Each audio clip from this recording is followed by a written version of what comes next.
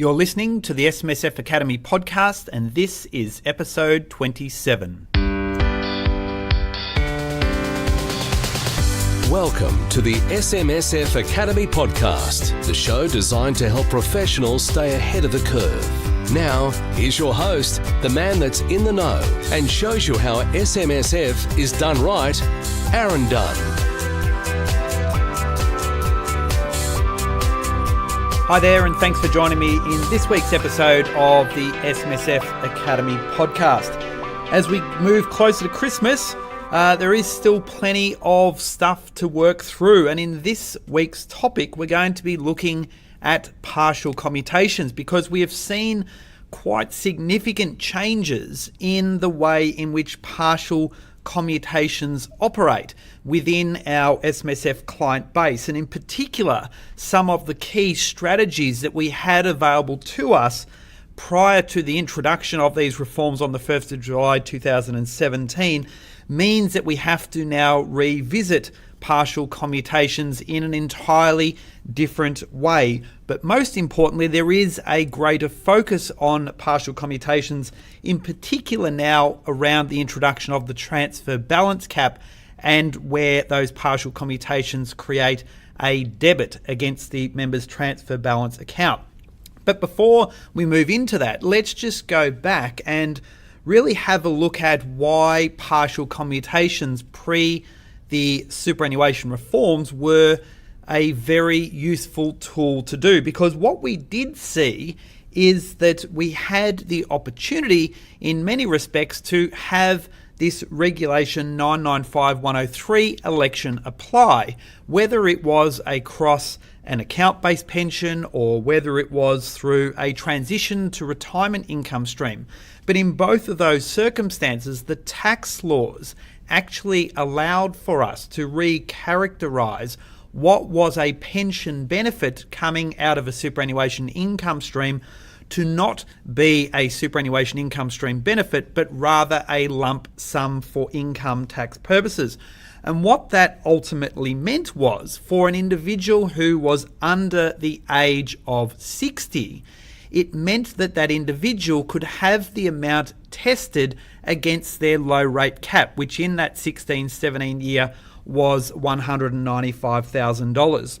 So this was a very popular way to, rather than having the pension payment attributable to that individual as assessable income,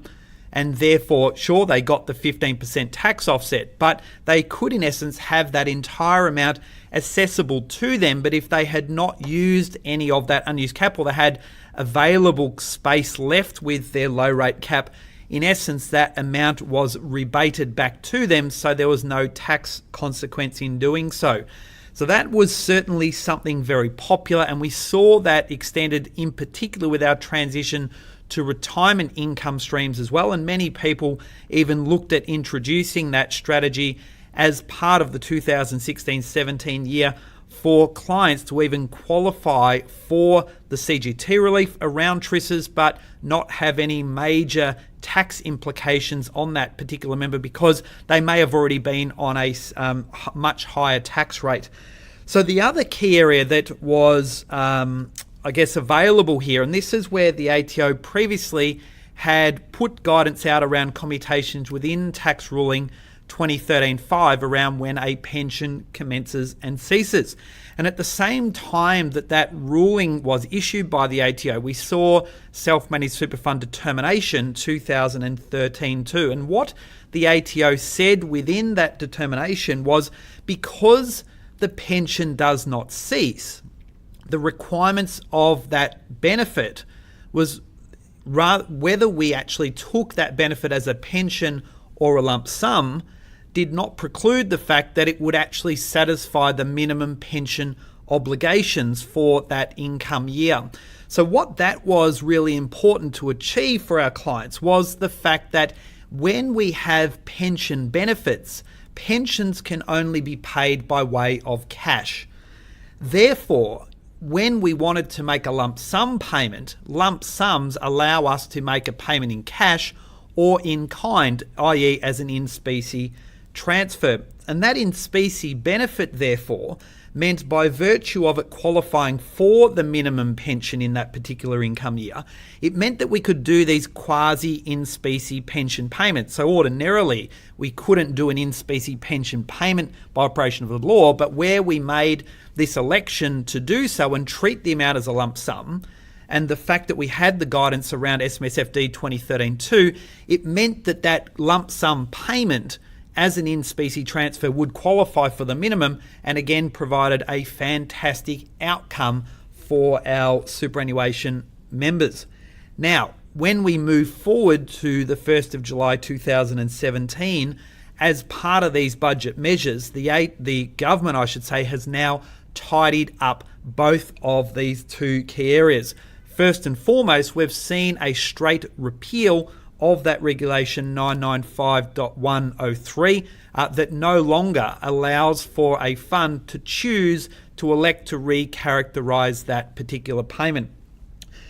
So what the flow-on effect of that also means is that if we have no ability to re-characterise that as a lump sum, we now no longer have the ability to have these amounts treated as an in-specie benefit payment. Importantly then, if we want to enable the transfer of a asset out of the superannuation fund, we will have to now first roll that money back into the accumulation phase and ensure that that lump sum payment has come out of the accumulation interest of the member, not from the retirement phase income stream of that particular member. And the other change that we've seen as well impacts that previous determination 2013-2, and the ATO has noted on that ruling that it is subject to review at the moment as a result of the superannuation reforms, because we have seen the government again make an amendment to Regulation 1.07D. And what the regulation now incorporates here is that the benefit, the commutation requirements of a superannuation income stream will mean that when we have a commutation that actually occurs or takes place in that year, it will ensure that it no longer counts towards the minimum pension obligation for that particular income year. So therefore, it means that if we have a commutation or a partial commutation occurs and we may pay out a benefit, let's say it's $50,000, and the fund had an amount of $55,000 for the year, it no longer means that we have $5,000 worth of benefit remaining towards the minimum pension for the year. The member would still need to take an additional $55,000 for the rest of the income year to ensure that it satisfied the requirements of SIS Regulation 106, and in particular, I guess 9A for account-based pensions. So that, again, is a very important shift in respect to the way in which commutations have occurred. And we've now made the changes inside our partial commutation documentation, and we've in essence now created a line in the sand at 30 June 2017. So based upon what period of time you're documenting that decision, whether it's a pre 1 July 2017 commutation or whether it's a post 30 June 17 commutation, it will ensure that you can answer those specific questions and then document those decisions accordingly. Now, with these new rules, though, of course, partial commutations, in my view, are going to substantially increase in their use. First and foremost, as we see clients taking their pension benefits out in the past, we haven't really had to worry in terms of the form in which they were taking pension benefits, i.e. the fact that someone was over 60 years of age, and if they took a large amount out, as long as it was tax-free in their hands, we didn't really care what that result was. But for the fact that if they had multiple pensions, we may have been looking at whether it came out of one income stream or the other, subject to, of course, that we've met that minimum pension obligation. Now, however, there is clearly a greater focus on how we are going to be taking benefits out where that individual is taking more than the minimum pension for that particular year. And in some of our recent training and discussions, we've spoken about that prioritisation of cashing, insofar that A, we want to ensure that we've taken the minimum pension,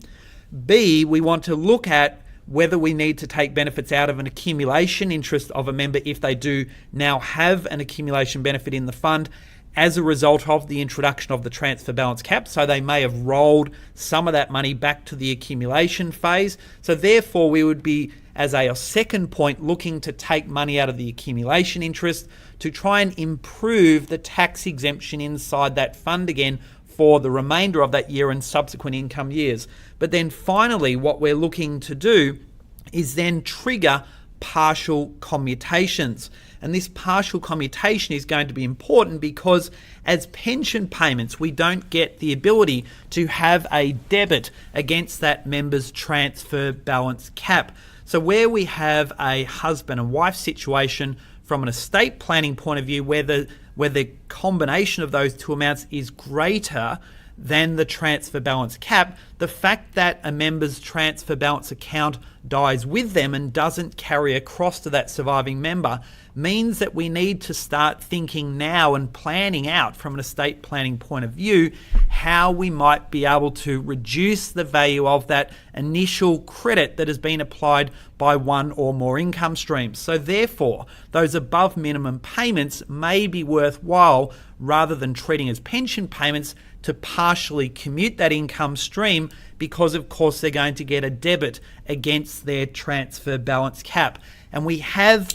some initial guidance, I guess, going back to TR 2013-5 around what is a commutation when we look at it by its definition, but more importantly, when we look at the practical compliance guidance that was issued by the ATO in the lead up to 30th of June around the transfer balance cap, we have a very clear framework that actually outlines what we are required to do in the Commissioner's eyes to ensure that we actually have a valid commutation. So many of you would have been documenting commutations in part or in full in the lead up to the 30th of June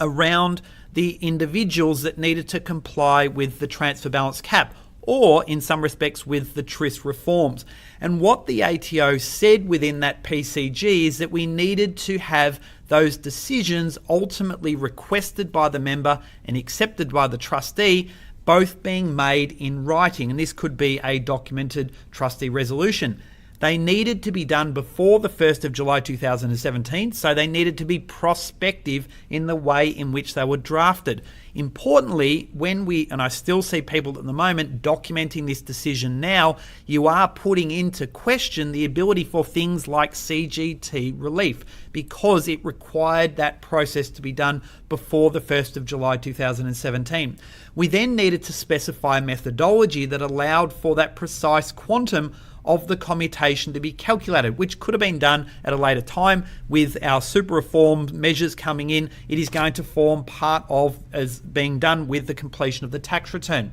And it needed to specify the income stream which will be subject to the commutation, and that request could of course cover more than one income stream, but it needed to deal with the priority in how those commutations would occur. And finally, it didn't conflict with any other agreement to commute that the member has subsequently put in place with the trustee of a different superannuation fund. So that has provided us with a really important framework moving forward around how we're going to deal with benefit payments.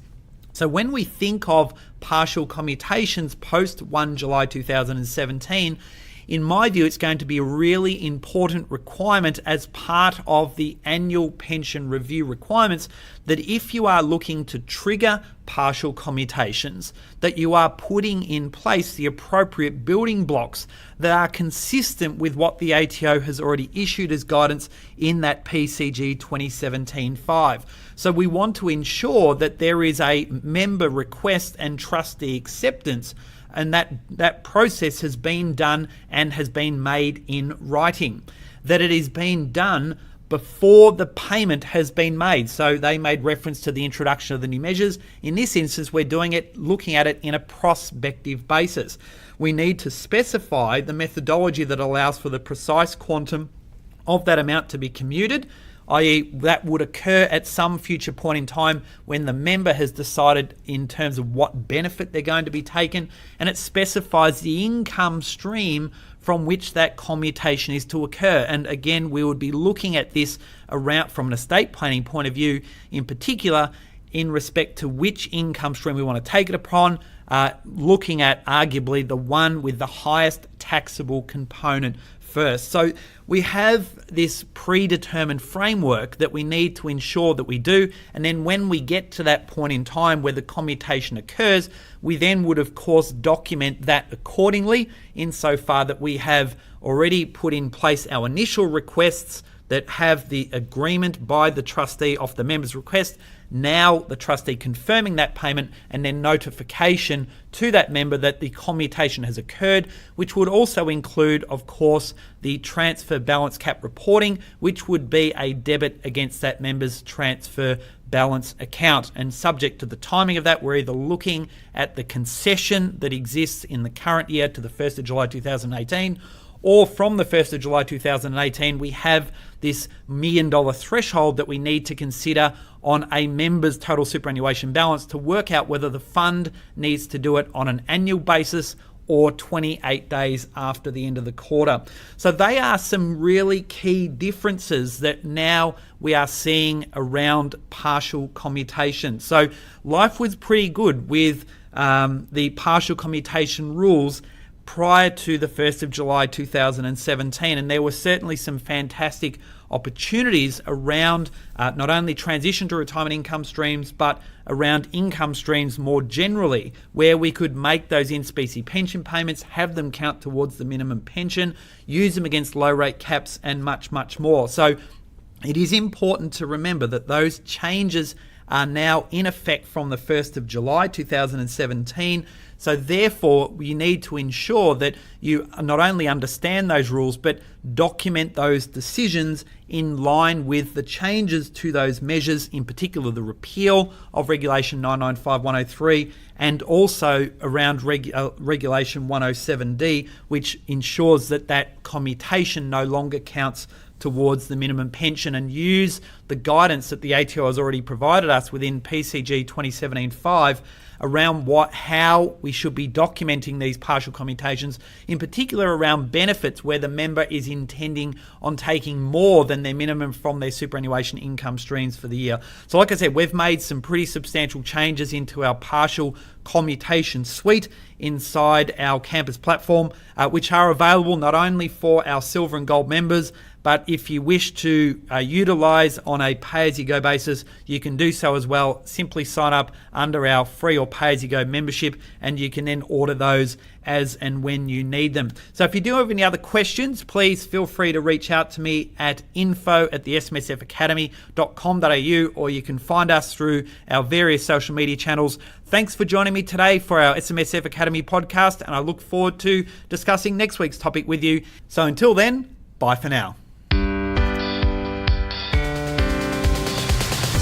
Thanks for listening to the SMSF Academy podcast. Please note that the podcast provides general advice only and is based upon our understanding of the law at the time of the recording. If you have any comments or questions from this podcast or wish to subscribe to the series, you can find us at thesmsfacademy.com.au. Tweet us at the SMSF Academy, like us on Facebook, or connect with us on LinkedIn.